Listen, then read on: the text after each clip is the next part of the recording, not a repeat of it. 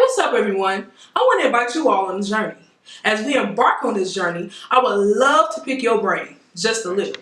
If you had the opportunity, what would you say to the younger version of you? As you ponder on that, let's take a look at what a special someone had to say when I asked him the same question. I'm Jay Danae, and this is Looking Back.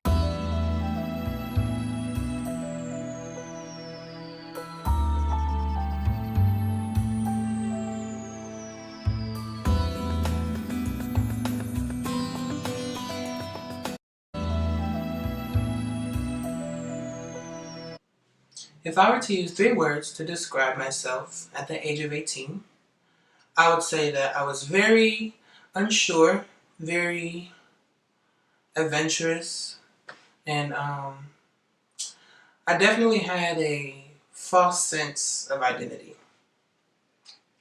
Hi, I'm Blake Jeffries, and if I were to have a conversation with me at 18 years old, I would tell myself to take it easy, number 1. 2, it's okay to be lost, but don't just take that and run with it. I would tell myself to definitely stay connected to your roots, your church family, your foundation. And I would definitely tell myself to not let other people project their own idea of what I am onto myself. The reason I strayed away originally from my church family was, it was intentional, but it was kind of unintentional.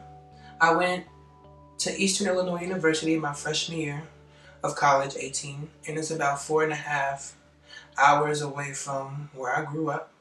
So it was kind of inevitable that it happened. But I just didn't make a conscious effort of staying connected. Growing up in the church and, being heavily involved, you definitely have a certain set of rules that you come with that, other kids that aren't the same as you don't have. So it's always been the case of they can, but you can't. So when I went away to college, I said, I can too. So I took that idea and I ran with it, and I wanted to have fun. I wanted to have the typical first year college experience of, going out, partying, being drunk, getting good grades.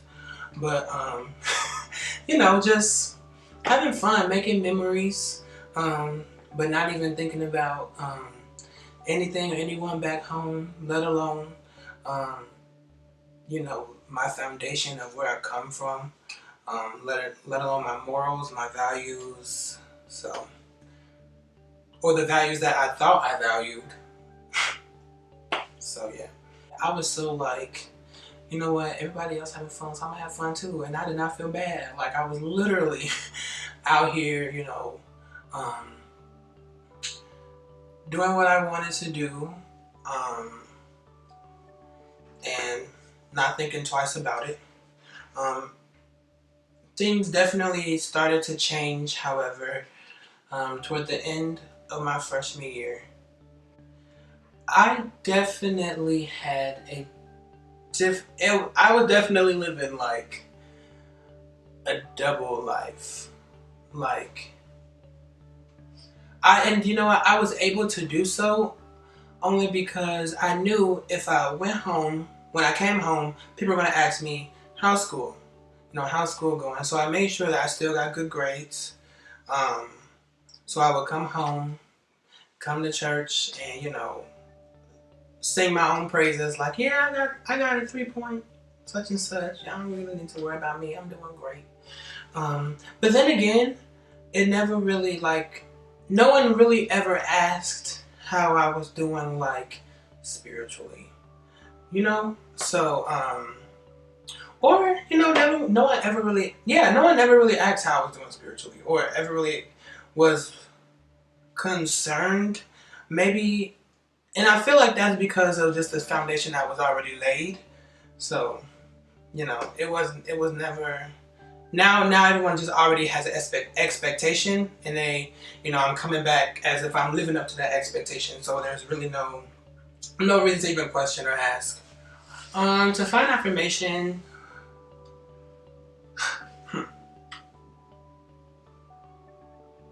to find affirmation, back then at 18, I was, making sure it was all about how I looked, all about how I came off to people.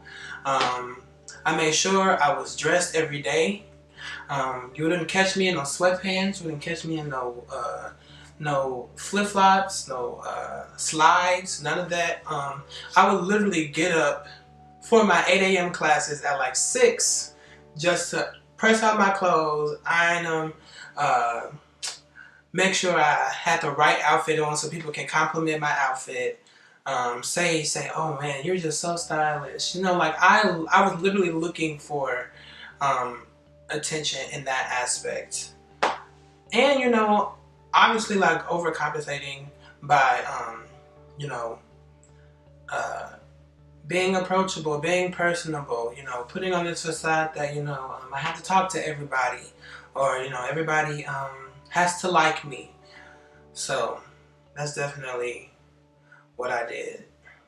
I don't really know if it was a specific person that set that expectation. I really kind of actually feel like I put it on myself, maybe, which is kind of weird.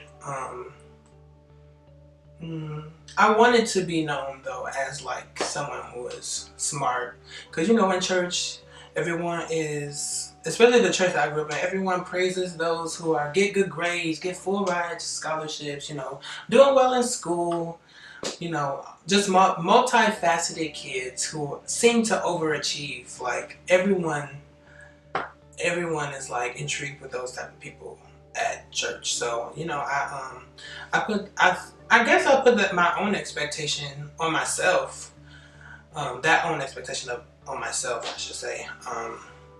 So yeah, I've always somewhat felt overlooked growing up, only because I felt like there has always been someone or someones who does the same thing that I do.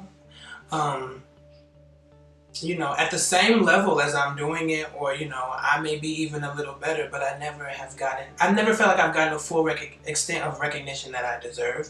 So I've definitely always felt overlooked in that aspect, in that sense. Even when it comes to being talented, I feel like there have been people who have advanced over me. And they necessarily aren't doing what I'm doing, or can do it how I can do it, if that makes sense. So yeah, I've pretty much always like felt like overlooked. Definitely what I've done to overcompensate for that is definitely shows up in my personality. People know me to be very like just have a grand personality. When people think of me, they think I'm funny, or they think I'm stylish. And that's definitely, I feel now at the age of 21, is one, hard to keep up with because I'm tired. It's literally tiring trying to keep up with this perception or image that you've created for yourself, only because you're trying to fill this void of not feeling good enough. And it's hard. It's a lot. So I'm definitely at a point now where I'm just like, I can't keep up, and honestly I don't want to keep up, and it like kind of frustrates me that people are expecting me to keep up, but I don't have the mental capacity to do so. Like right now, I really don't, and I don't know. I really don't know how to deal with that. Like I'm honestly struggling. So like that's hard. I got tired. I remember it was the end of freshman year, and I was walking on campus listening to what is it? Some Tori Kelly song. Paper Hearts. I was listening to Tori Kelly Paper Hearts. And literally a scene out of a movie. I promise you. I'm literally the most dramatic person. But it was raining. I was walking outside my hood on, listening to this sad song, Tori Kelly, Paper Hearts. I just started crying, you know? And it was weird to me, but it was like a moment when I was just like, I miss home and I miss church. I remember it was like, I miss church. Like, I miss my church family. I was like, I miss my Reverend Vanessa, the youth pastor at my church. And I was like, dang. And then from there, I was definitely more, I didn't really notice it, but like, now that I'm thinking about it, it makes sense. So I definitely started to,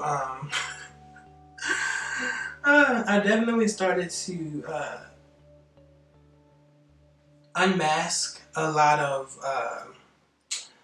the things that I would do to receive recognition. Like, I honestly like stopped dressing.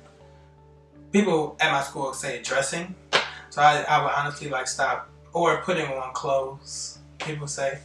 I remember one day, it was like, all this happened, this is all at the end of my freshman year, so maybe I have like a month left. And I remember one day I was out with my friend, we were just on campus, and she was like, what's wrong with you? Like, you don't be putting on no clothes. Like, she was like, you don't dress no more. And I was just like, what? I was literally like taken aback because I didn't even realize it. And the only reason I was shocked is because I had spent so much time and energy and money into, you know, keeping up this image that, you know, I was just so grand. I was just this grand person overall. So that I didn't remember until now. Like, that's definitely when.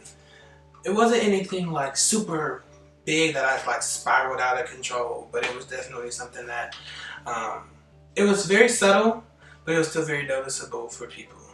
And noticeable for myself, I'm looking back at it. I felt bad. I didn't feel good. I was like, what's wrong with me? Like, I need to get myself back together. You know? From, like I said, a false sense of identity. Like, I thought that's who I was, so me not doing that was like, what's wrong with you? Like, get you some clothes, put them on, walk outside, and be the grand person that you are. So now, I'm not really worried about being accepted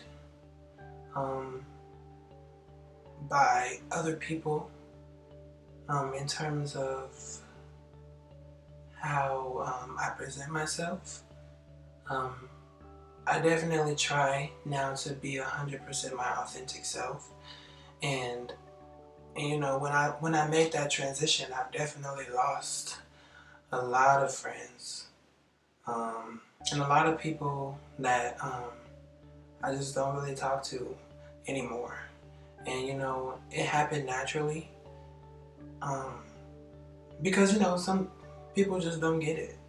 Like, they just think you switch up and they don't want to talk to you, or you know, or it could be on me. Literally, I don't want to associate myself with someone who only sees the old me. Like that. That's stressful in itself. I'm currently dealing with that now, like, where I have friends who don't want to let go. They don't want to let go of what I once was. And it's kind of hard, and it makes me sad a little bit, because I want to grow, I want to change, and I want to reach who I'm supposed to be. You know, I want to be successful, and I want to be in the will of God. You know, I really want that for myself. And sometimes I feel like people don't know that. People don't care to ask, you know, how I feel, or you know, who I really am. Like, friends that I have now from high school, they literally still see the old me. They literally still see me on their yearbook picture. I was a Beyonce in a school full of Michelles. That's literally not me anymore. That's not me. And it's hard to run away from it because that's just like what I'm known for. But at the same time, it's just like I can't stay in a stagnant place. I can't allow people to keep me in a place where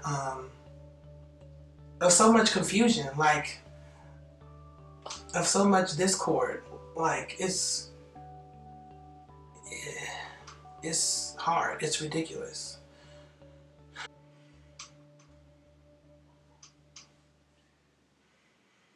Definitely, when I was younger, even now, is people place this,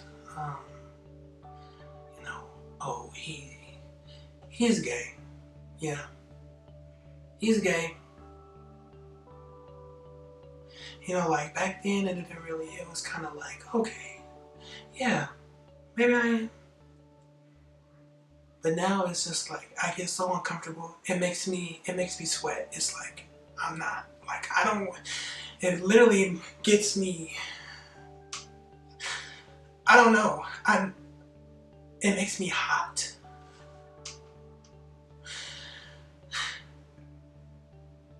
So,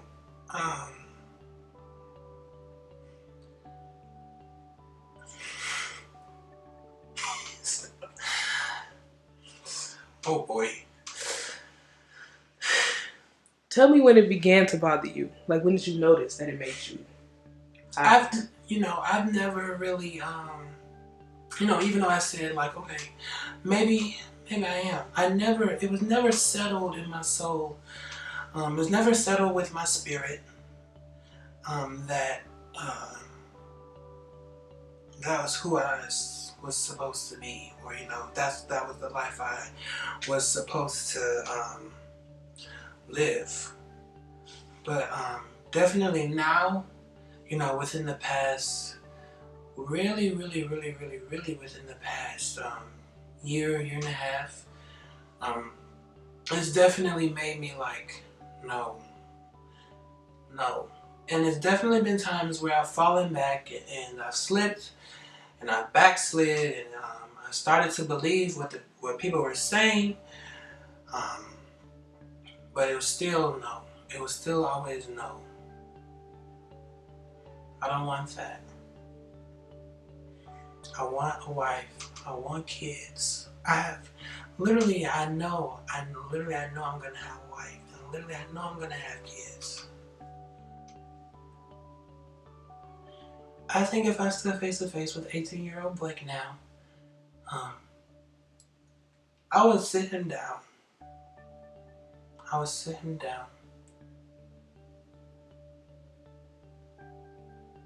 Talk to him. Tell him, I don't know what I would tell him, but I would tell him something that, he needs to hear.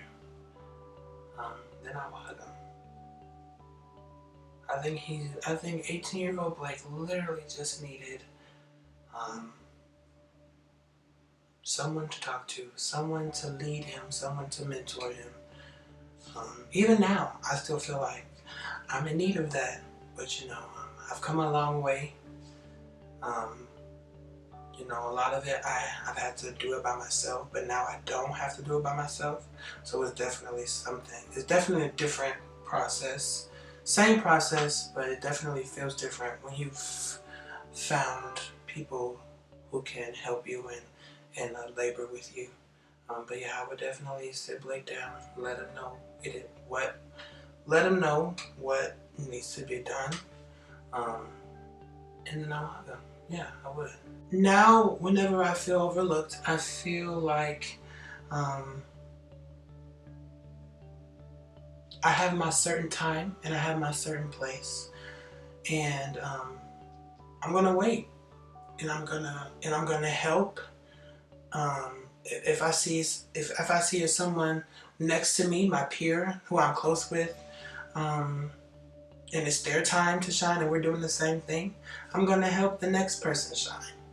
I definitely feel like it's not a competition anymore. I feel like everyone deserves a moment. Everyone deserves that